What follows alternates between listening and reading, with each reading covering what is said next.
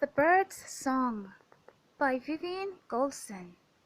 It is spring, and the little birds are out perched high in the trees. They form a choir when they meet. They sing a tweet, chirp-a-chip, tweet-a-wit. They fly down in garden patches, then help themselves to seeds. Such delicate and webbed feet, almost unseen.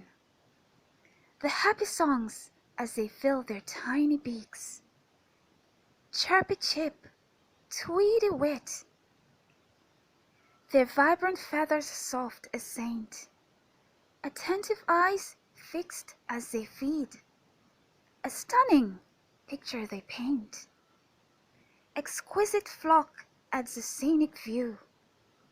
Kids purr and prowl as their numbers grew. But birds on faze, they never stop.